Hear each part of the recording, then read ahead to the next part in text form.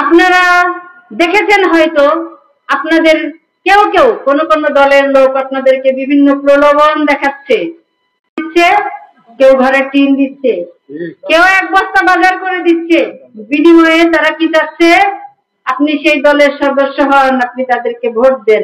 পা দেবেন না, কারণ ভোট একদিনের জন্য নয়। একটা কোনো জিনিসের বিনিময়ে ভোট নিয়ে 5 বছর আপনি কোথায় যাবেন? 5 বছরের পরিকল্পনা নিয়ে আপনারা আগাবেন যে আপনাদেরকে নির্বাচনে ধানের শীষের পক্ষে কাজ করতে হবে। শুধু কাজ নয়, বাড়ি থেকে সবাইকে আসসালামু আলাইকুম। আপনারা জানেন যে উসমানীনগর বিশ্বনাথে স্বাধীনতার পর থেকে বিএনপি কখনো বিএনপির কোন ক্যান্ডিডেট এমপি হতে পারে নাই। যখন ইলিয়াস আলী এই অঞ্চলের পদচারণা করেছিলেন, শুরু করেছিলেন যখন উনি ছাত্র রাজনীতি করতেন, সেই সময় থেকে আস্তে আস্তে উনি অল্প সংখ্যক বিএনপির নেতা কর্মী ছিল সেই সময়, সেটাতে হাঁটি হাঁটি পা পা করে অনেক বৃহত্তর একটি সংগঠনে রূপান্তর করেছিলেন বিএনপি। এবং তার ফলশ্রুতিতে উনি বলেছিলেন যে আপনারা আমাকে একটি ভোট দাও, আমি আপনাদেরকে উন্নয়ন উপহার দেব। একবার ভোট দিয়েছিলেন বলবো না, একবার উনাকে নির্বাচিত করেছিলেন।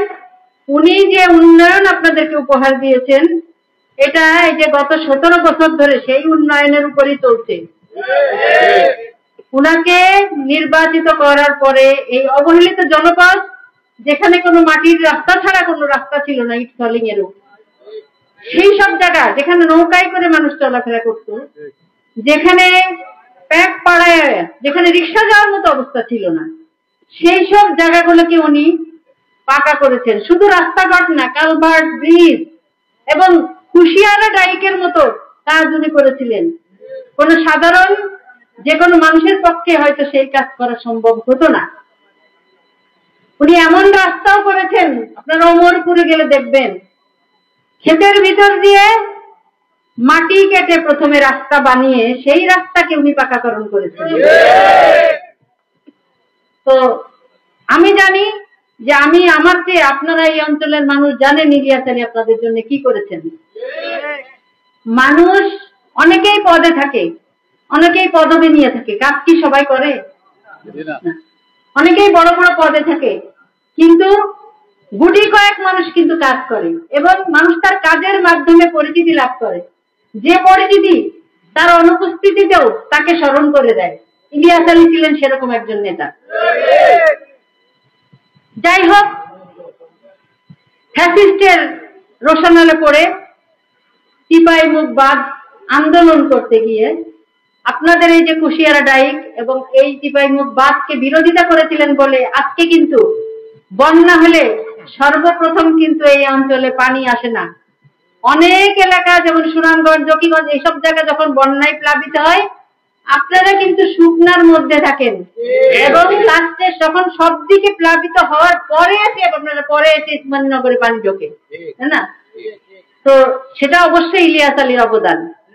আপনারা জানেন ইলিয়াস আলীকে গুম করেছিল ফ্যাসিস্ট সরকার, কারণ তাকে রাজনৈতিক ভাবে মোকাবেলা করতে পারছিল না।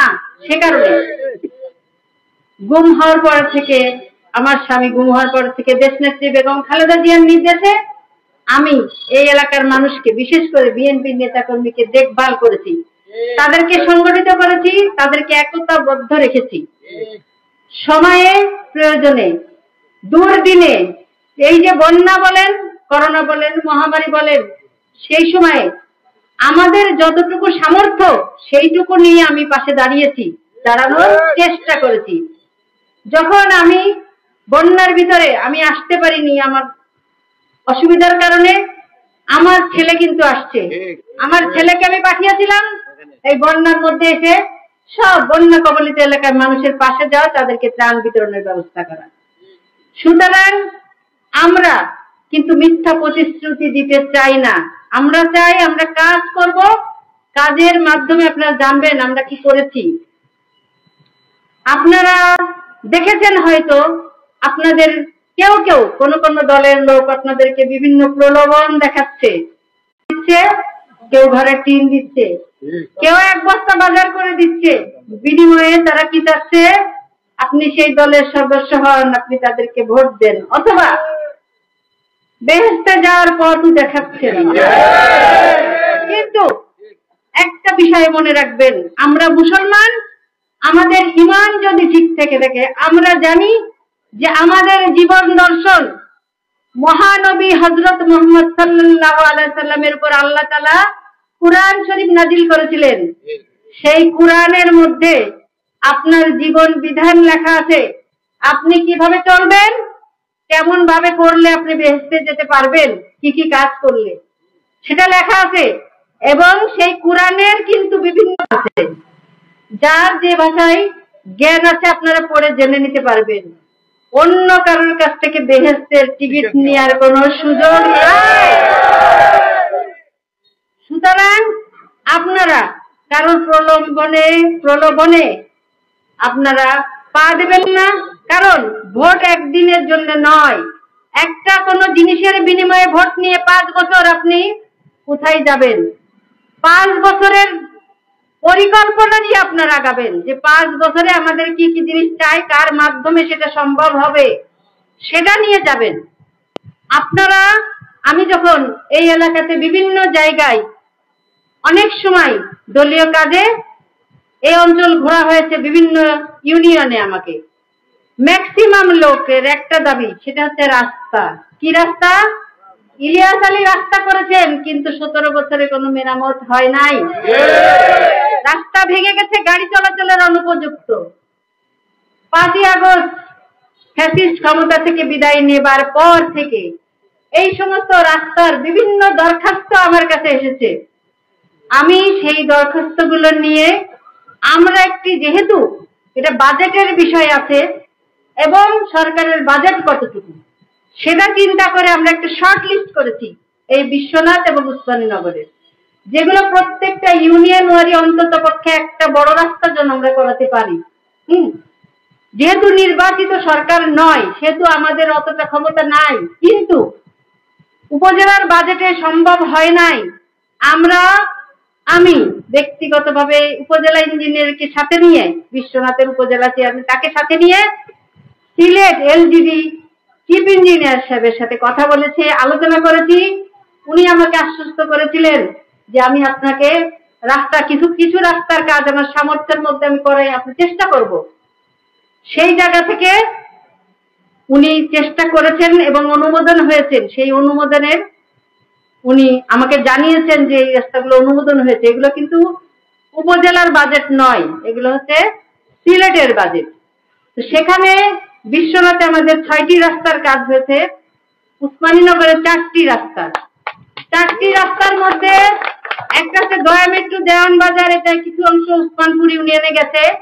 একটা হচ্ছে কৈলনপুর বেগমপুর লাগে এরকম একটা রাস্তা, একটা গোয়ালা বাজারের ভিতরে দিয়ে এরকম আর একটা রাস্তা গদিয়ার চর, আর একটা রাস্তা বুরুঙ্গা, আর একটা রাস্তা বুরুঙ্গার মধ্যে। তো এই রাস্তাগুলো অনুমোদন করেছে, কাজ শুরু হবে শীঘ্রই ইনশাআল্লাহ। আপনারা সহযোগিতা করবেন, যারা কাজ করবে বা টেন্ডার প্রক্রিয়া অংশ নিয়ে যারা কাজ শুরু করবে তাদের সাথে যোগাযোগ রাখবেন, এবং কাজ করতে গিয়ে যাতে তারা কোনো ধরনের ভোগান্তির শিকার না হয় এলাকাবাসীর দ্বারা, কোন সেই জিনিসগুলো আপনারা অবশ্যই মাথায় রাখবেন। তো আমরা চেষ্টা করব, আমরা শুধু বলতে পারি আমরা আপনাদের পাশে আছি, থাকবো। আমরা চেষ্টা করব যে আপনাদের জন্য কতটুকু করা যায় সেটার জন্য। তবে আপনাদের যে কাজটা করতে হবে সেটা হলো আপনাদেরকে নির্বাচনে ধানের শীষের পক্ষে কাজ করতে হবে। শুধু কাজ নয়, মানুষকে বাড়ি থেকে এনে সেন্টারে ভোট দিয়ে এবং ভোটের ফলাফল পর্যন্ত কিন্তু আপনাদেরকে দায়িত্ব রয়েছে, এবং সেই জায়গায় আপনারা কঠোরভাবে দায়িত্ব পালন করবেন। যেহেতু দীর্ঘদিন মানুষ ভোটের সংস্কৃতি ভুলে গিয়েছিল, মানুষ ভোট সেন্টারে যায় নাই, সুতরাং নতুন এই পরিবেশে একটি নিরপেক্ষ অন্তর্বর্তী সরকারের অধীনে নির্বাচন, সেখানে যাতে মানুষ শান্তিতে ভোট দিতে পারে, এবং সেই গ্যারান্টি দিয়ে তাদেরকে ভোট সেন্টারে নিয়ে আসবেন এবং তাদেরকে ভোট দিয়াবেন, সুন্দর পরিবেশ দিবেন আপনারা। কোনো ধরনের কোনো সমস্যা হবে না ইনশাল্লাহ, সেই প্রতিশ্রুতি তাদের দিবেন, দিয়ে আপনারা ভোটের জন্য চেষ্টা করবেন। আপনারা একটা কথা মনে করবেন যে এই এলাকার এমপি যদি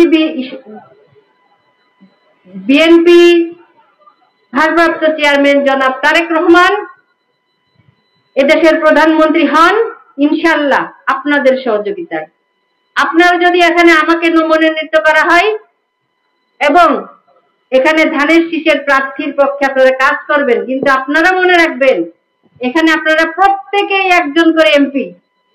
আপনারা আপনাদের জন্য ভোট চাইবেন, আমার জন্য নয়, ধানের শীষের জন্য ভোট চাইবেন। আপনারা নিজেরা একজন ক্যান্ডিডেট হয়ে আপনারা সেই কাজটা করবেন।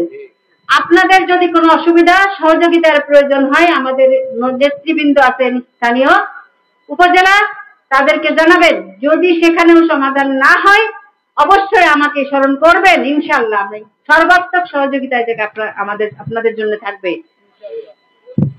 তো আপনারা কষ্ট করেছেন, কষ্ট করে এখানে আসছেন, আজকের এই সভাকে সফল করেছেন বিভিন্ন জায়গা থেকে। আমি বালাগঞ্জ থেকে তারা সবসময় আমার সাথে যোগাযোগ রাখে, আমাকে অনেকবার বলেছিল যে আমাদের তাদের এই আসনটাকে, তাদের এই উপজেলাটাকে যেন সিলেট 2 এর সাথে সম্পৃক্ত করা হয়। আসলে এটা তো আমাদের ক্ষমতার মধ্যে নয়, এটা নির্বাচন কমিশন করে ফেলেছে এবং তারা তাদের ভোটারের ভিত্তিতে তারা এটা করে ফেলেছে। কিন্তু ওরা বারবার কিন্তু আমাদের সঙ্গে থাকে এবং সবসময় ওরা আমাদের সাথে সম্পৃক্ত। এবং আমি মনে করি যে তাদের একটি বড় অংশ আত্মীয় স্বজন মিলে অনেক মানুষ কিন্তু আমাদের এই উসমানীনগরে বাস করে। আপনারা আপনাদের সহযোগিতাটা আপনারা যেভাবে সম্ভব প্রয়োজন মনে করেন, যতটুকু সম্ভব আমাদেরকে সহযোগিতা করবেন ইনশাআল্লাহ।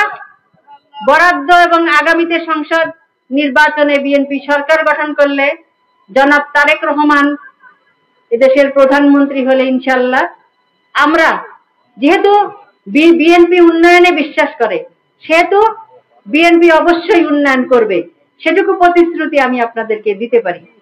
উনি দফা দিয়েছেন, সেই দফার মধ্যে কি কি উন্নয়ন বিএনপি ক্ষমতায় গেলে, যুবকদের জন্য কি কর্মসূচি আছে, মহিলাদের জন্য কি কর্মসূচি আছে, স্বাস্থ্য ভিত্তিক কি কর্মসূচি আছে, সব বলা আছে। আমরা পর্যায়ক্রমে সেই বিষয়গুলো অবশ্যই বাস্তবায়নের চেষ্টা করব। আপনারা শুধু ভোটের ব্যবস্থা করবেন আর বাকি কাজ আমাদের ইনশাআল্লাহ। আপনারা নিজেদের পরিবারকে সবাইকে নিয়ে অবশ্যই আপনাদের সাধ্যমতো চেষ্টা করবেন। আপনাদের যেহেতু ওয়ার্ড পর্যায়ে অনেক নেতাদের সঙ্গে অনেক সময় আমার বাড়িতে যান, অনেকে যেতে পারেন না, তার বলে এই না যে আপনাদের কোনো সমস্যা আমি সমাধানের চেষ্টা করব না। আমি চেষ্টা করবো যেখান থেকে যেভাবে সম্ভব, কতটুকু পারবো সেটা একমাত্র আল্লাহ জানেন। আমি সেই ব্যাপারে গ্যারান্টি দিতে চাই না, আমি মিথ্যার প্রতিশ্রুতি দিতে চাই না। আমরা কখনো মিথ্যার আশ্রয় নিই না। আপনারা দেখেছেন ইতিপূর্বে যত বিএনপি থেকে যতজন চেয়ারম্যান মনোনীত হয়েছেন, আমরা যাদেরকে মার্কা দিয়েছি সবাই কিন্তু ভালো মানুষ, কারোর বিরুদ্ধে কিন্তু দালালি বাটপাড়ির কোনো অভিযোগ নাই। সবাই আপনাদের জন্য কিন্তু কাজ করেছেন, তাই না?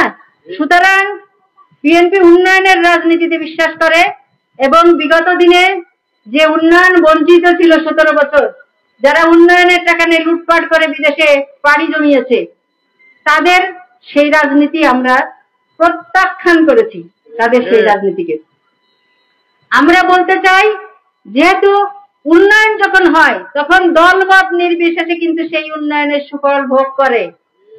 সুতরাং যারা অন্য দল করেন বা দল করেন না, যারাও বিএনপি ছাড়া, আমি আশা করব আমাদের এই জায়গাতে একমত হবেন এবং আমাদেরকে সহযোগিতা করবেন। সেই প্রত্যাশা রেখে আজকে আমি বিদায় নিচ্ছি। ইনশাআল্লাহ আবার আপনাদের সাথে দেখা হবে।